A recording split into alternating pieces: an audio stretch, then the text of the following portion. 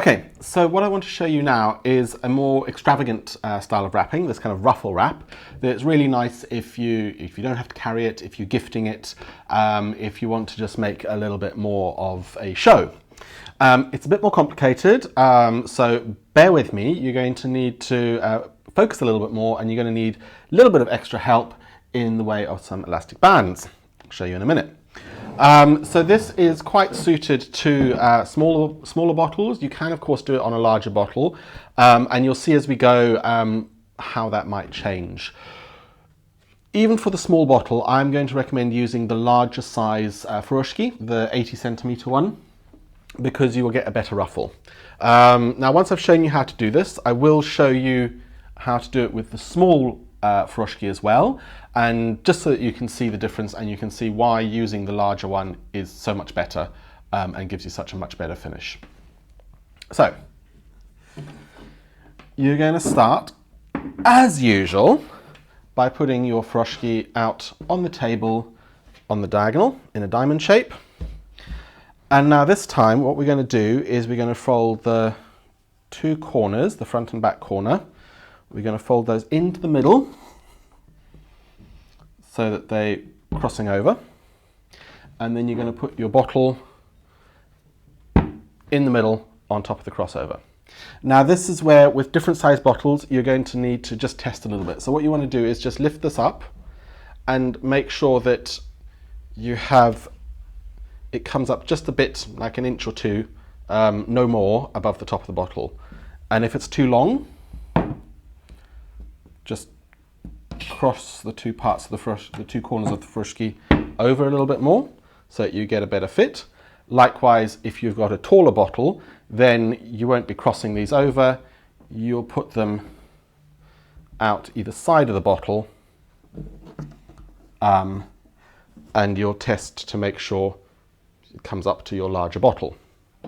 Can I just show you with another bottle? So if you're using a larger bottle, you just want to make sure that this fabric comes above the top of the bottle. But for this one, the size is really good, and we can cross those over nicely in the middle. We're going to check that these are equal. Perfect.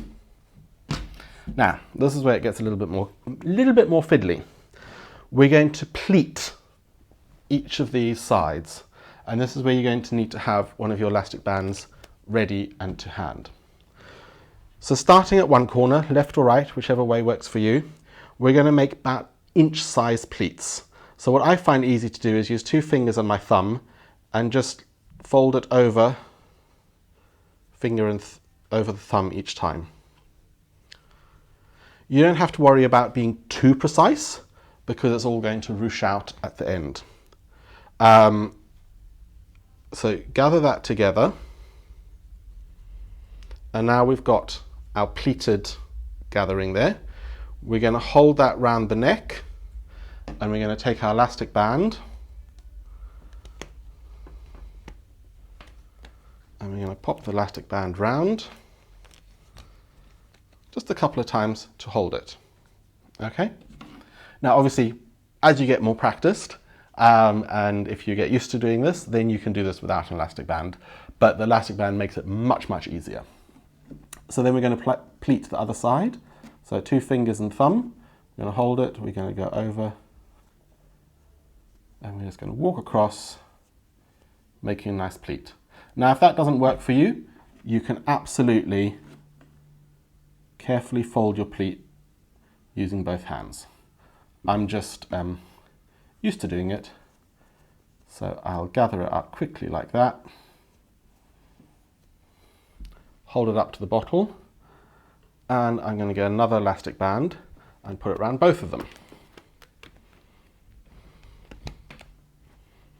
There we go.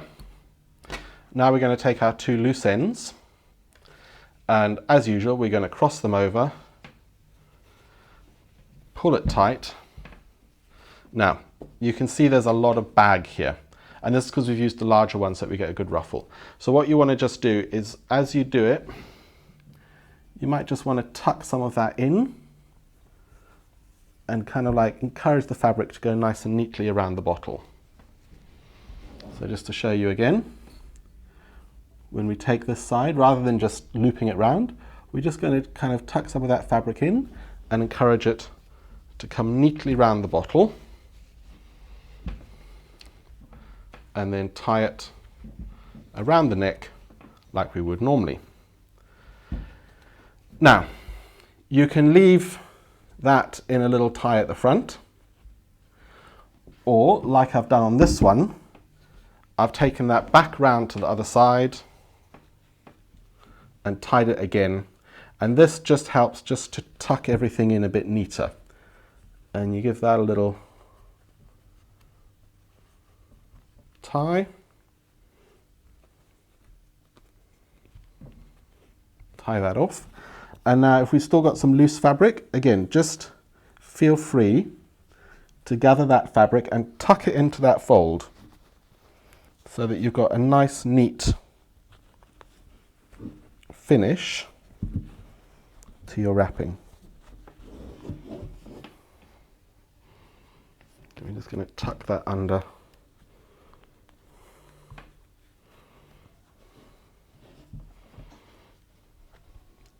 Which is proving harder than it seems. So I'm just going to tuck that under one of those. I've tied it too tightly. Just to make a nice neat fold. And then simply spread your ruffles to make a really nice ruffled top. And this would be great then to dress, because this is a bit more dressy, you could dress this with a ribbon, you could add some gift tags or dried flowers or something like that as well. So let me just quickly show you this on with the smaller furoshiki so that you can see the difference and help you choose whether you want the larger or the bigger furoshiki. So we're not going to fold this underneath because we need this to come up. So we're just folding this in front of and behind the bottle. And then we're going to pleat it.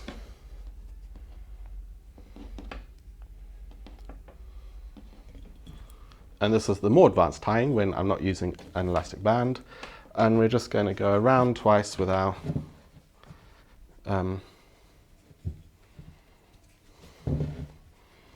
this is just quickly to show you how the smaller furoshiki will give you a much lower and less extravagant ruffle top, which may be what you want, but personally I really love the big fluffy one, and especially if you're going to decorate it after, that is really great for a gift.